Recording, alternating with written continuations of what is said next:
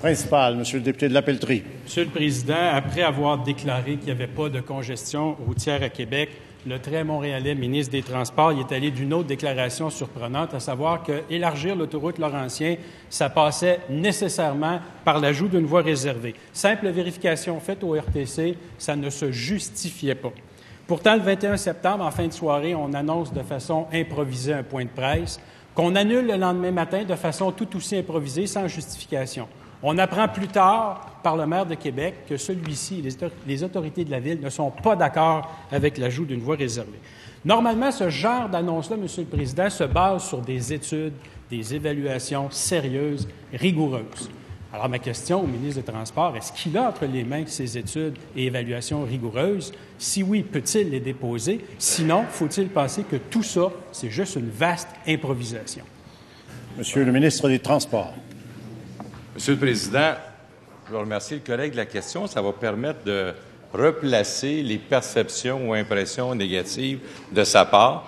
Je dois dire au collègue que j'ai parlé directement avec le maire de Québec et contrairement à ce qu'il avance, d'aucune façon le maire de Québec ne veut pas de voie réservée.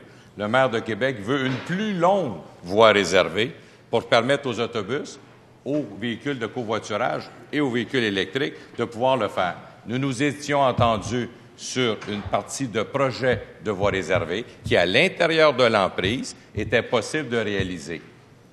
Le matin où nous avons fait une rencontre avant la conférence de presse, le maire Labaume nous a exprimé une nouvelle proposition. Il aimerait que cette voie réservée soit plus longue, qu'elle se rende jusqu'à la sortie de la Croix-Rouge, où là, il y a des infrastructures, évidemment, il y a d'autres choses à analyser. Alors, j'aurais pu rester sur ma position, comme peut-être les gens de la CAQ, et rester là-dessus et dire, nous, c'est ça, on fait des batailles, on reste sur nos positions, on n'avance pas. Notre esprit de partenariat est plus clair que ça, Monsieur le Président.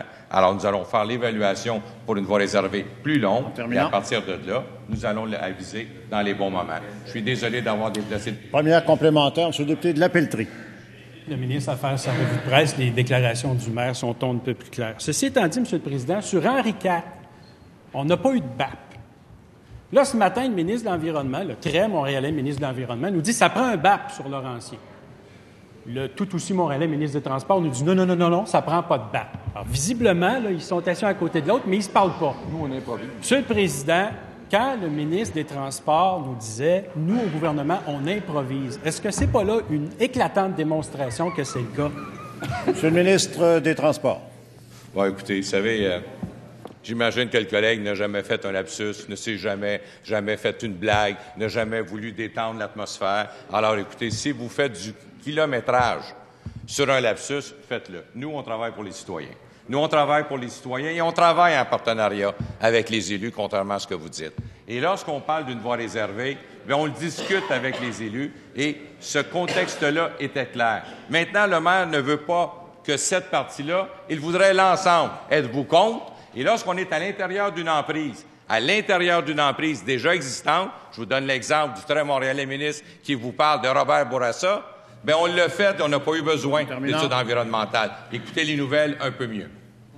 Deuxième complémentaire, Monsieur le député de la Pelletrie, s'il vous plaît. C'est au ministre de l'Environnement qu'il faut expliquer ça. Il n'a pas l'air d'être au courant. Monsieur le Président, pendant ce temps-là, pendant que les très montréalais ministres de l'Environnement et du Transport décident de l'autoroute Laurentien, le ministre de la Capitale-Nationale, lui, reste sagement assis et regarde aller ça, alors que c'est son rôle de défendre les gens de Québec, alors que c'est son rôle de parler au nom des gens de Québec. On a besoin d'élargir l'autoroute Laurentien, mais il n'y a rien qui justifie une voie réservée. Est-ce qu'il peut se lever, se tenir debout et ramener ses collègues à l'ordre?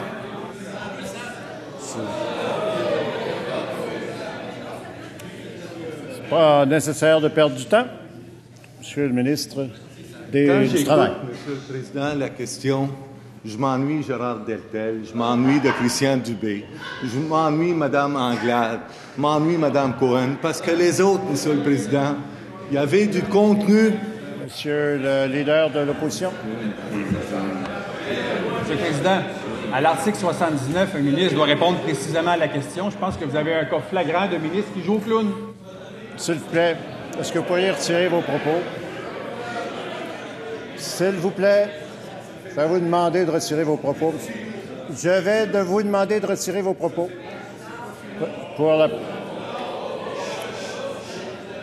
Je vous demande, s'il vous plaît, rassoyez-vous quand je suis debout. D'abord, premièrement, je vais vous demander, calmement, de retirer vos derniers propos. Le règlement pour que le ministre Oui, je vais appliquer le règlement. Je vais commencer par appliquer le règlement qui est le suivant. Merci. Monsieur le ministre, veuillez continuer sur la question. Je comprends que ça fait mal, on continue. Alors, Monsieur le Président, la CAQ aujourd'hui, là, c'est la coalition absente de Québec.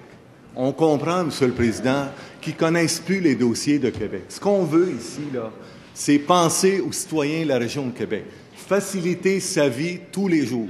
Pour faciliter la vie, Monsieur le Président, on pense à des solutions. On pense à la maman qui apporte ses enfants le matin, qui apprend l'heure ancienne, Monsieur le Président. Tout ce qu'on veut faire, c'est faciliter la vie des citoyens de la région.